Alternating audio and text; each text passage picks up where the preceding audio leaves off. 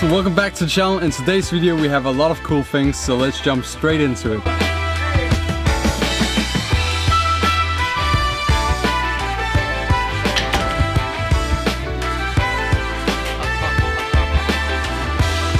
Today's video we are doing a lot of cool things. We are dropping in a new wiring harness for the Firebird, and we are also doing a lot of other stuff like getting the dashboard situation figured out, paint some parts for the front end, like the lower panel, the radiator support and such. We're still missing some brake lines for the front, as some of the old lines were a little bit rusty. So I tried to make some like custom stuff over here with like the dashboard or whatever, but didn't really work out. So I'm gonna just use the old dashboard again, and then we're gonna paint it black. As you probably remember, it was red, disgusting, so we're gonna get that figured out. As a guy once said, my face is perfect for radio. So, too bad I'm making YouTube videos. Hey, oh motherfucker. Today we got our engine mounts, which is pretty exciting. I thought honestly like the engine swap would be so easy and just drop it in with like the 70s mounts or whatever, but no, apparently not. Pontiac changed everything up from 68 to 70. I mean, nothing is the same in this engine, like power steering brackets, alternator bracket, like honestly I can't find a single thing that's the same.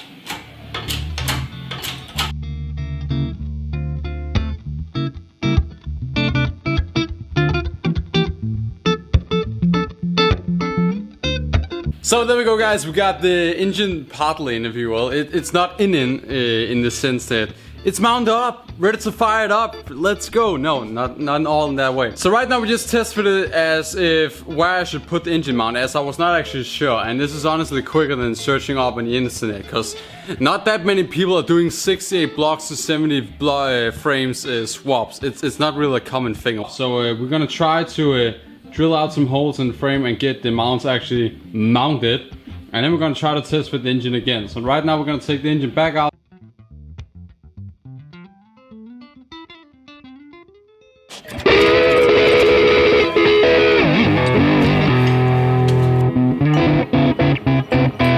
Now the biggest reason why I actually wanted to try out a spacer was because I wanted to see how much clearance I can get out of like a spacer or whatever for like steering angle and such. As you know, this is gonna be a drift car at some point.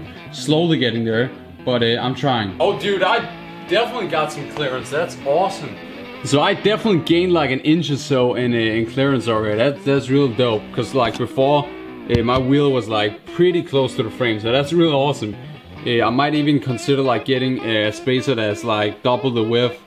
This was mostly just like a test one, a cheap one that I saw. So first of all, running two of those spacers, or just one in the same width or whatever, would really make some good clearance, and you could probably gain a little bit of like extra steering angle with like the whole setup that I have right now. I have a plan in the future that I want to try to do something so I can make my arms longer. In this case, I'm talking about the upper arm, basically get some longer adjustable arms, like these pieces right here. You can get some that are longer, which will extend the arm more, which would move the wheel out more, which would give us more clearance for like steering angle and stuff. And for the bottom ones, I might end up taking those to like some real good welder or some fabricator or whatever, and probably get them extended like 2 to 3 inches as well. So we're gonna get that real like crab walk drift stance, you feel me? So we're gonna get all the clearance that we need, because right now, as the setup is, and I guess in all muscle cars, there is a reason why the original muscle cars like this do not turn very sharp. So one thing I noticed down here is my tie rod. As you can see right now, it's on the bottom side of the spindle, right? It goes out and then up into the spindle. Then I kind of thought that, hey, if I try to get more angle out of this, we're gonna run into the control arm down there.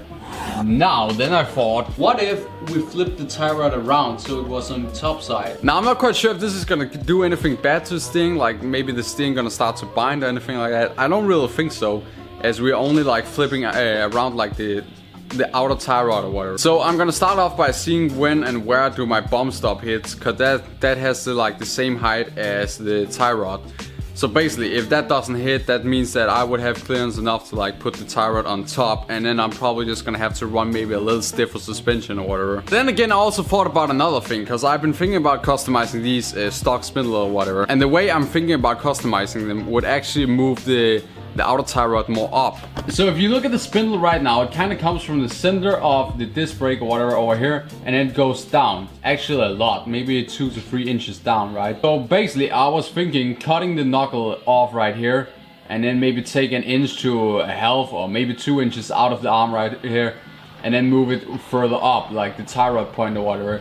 So the tie rod point maybe would be out here by the disc brake or whatever. That would of course move up like the whole tie rod stuff right here, which would then also clear the frame, which would then also give us more angle and stuff like that. So that eliminates the problem that we had of the, I guess, tie rod hitting like the bomb stop and the control arm. So I'm pretty much just trying to figure out all these small things that we can do to get the car drift ready, you know, because that is the big plan with this whole build.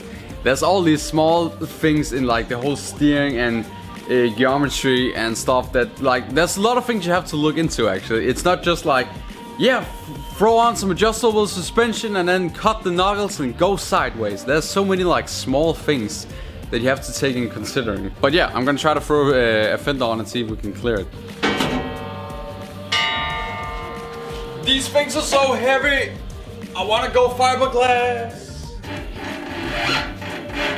I mean, so far it looks pretty good. Let's try to straighten up the wheels.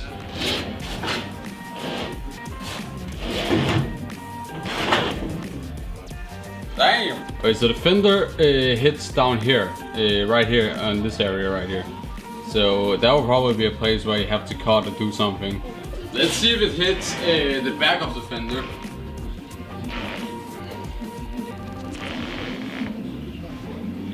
It just like barely touches. Yeah, I don't have the fender fully on right now, so I think maybe that's something I can like adjust my way out of. But I mean, look at that. That's not even, that's like 0.01 millimeter or something. Damn, that's real close. Look at that lean on the wheel. We out here doing the real life ka-chow, Lightning McQueen, man. Skirt. But it definitely looks dope, man. Everything seems to like clear up, and like I finally get an understanding of like where I have to cut stuff, where I have to roll stuff, you know, stuff like that. But yeah, it looks real great, and I can't wait to get this car out and drive, man. So cool. We're installing an American auto wire harness. So in today's video we are going to install a full wiring harness on the Stance Am, which includes everything from like taillights to headlights to the engine to like the interior, like everything is included in this kit. So it's getting kind of late, so I have to get something to eat. So luckily my brother had these old like army food thingies laying around, like vacuum stuff. It may not taste the best, but hey, still food. I'm not looking forward to this.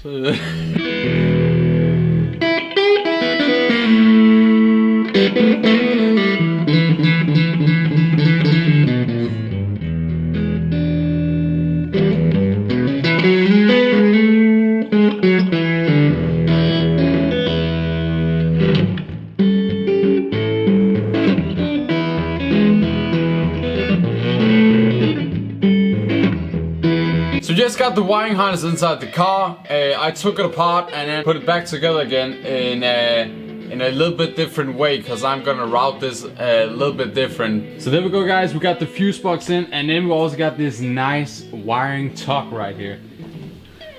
Basically just got some cheap wire loom, and then we were able to run it back there to the trunk. So right now I'm gonna go and fix up the trunk. So we're gonna get all like the terminals and stuff in and get all the light hooked up and stuff. I'm not going to film that, but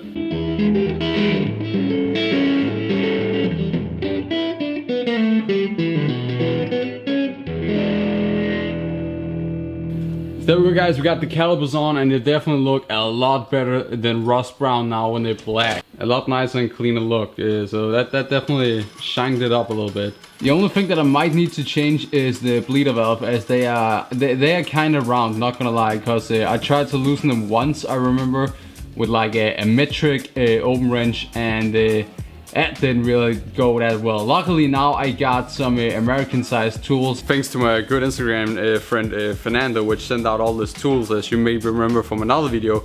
So I think we should be able to probably find a wrench over there or something that actually fits, you know. So don't strip out them old bleeders. That was a little bit of an accident, wasn't it? Hell yeah. So I'm just gonna do the other side now, and there's no need for you guys to see that. And then we're gonna try, and then we're gonna try to get into like the panels over here. We're gonna start to like grind a few things down. But now we're gonna jump into the dashboard. We're gonna try to clean it up and then lay some black paint on it. I bought like some vinyl paint, so.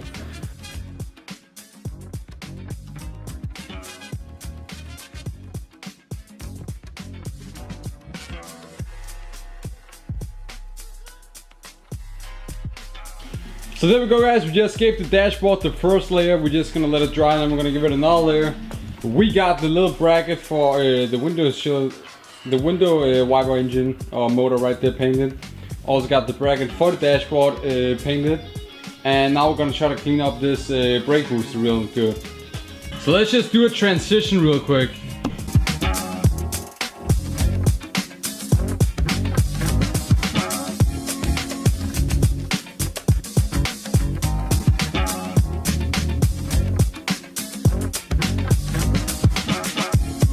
Then we got this panel right here, which you guys have been seeing probably a lot of videos just hanging on the wall, plus the front end over there. So basically I just want to get like most of this like surface rust or whatever grinded down, and then we're gonna hit it with some primer. Not anything beautiful or anything, you know, just trying to preserve it, I guess. Then over here we got the radiator support, which we're gonna grind down, and then we're gonna give it some rust eater stuff, and then paint it and stuff, as you would do, I guess. And we also got these like bull horns or whatever here that like holds the front end in place. That sits on the other side of the radiator support. Next video, so when we start to like assembling the whole front end and probably have the engine in, I would guess that's gonna be the next video. And then we're also gonna paint the inside of the fenders, because now when everything is so nice in the engine bay, it's gonna look really ugly when you look into like the sides with these different paints and stuff. I'm also gonna paint this whole panel right here black, so when you open up the hood or whatever, everything that's like called the engine room or engine bay, if you will, is black, squared off like that. There's the radiator support, guys. We're taking that to the sandblasting shop tomorrow. Also some mounts and stuff. So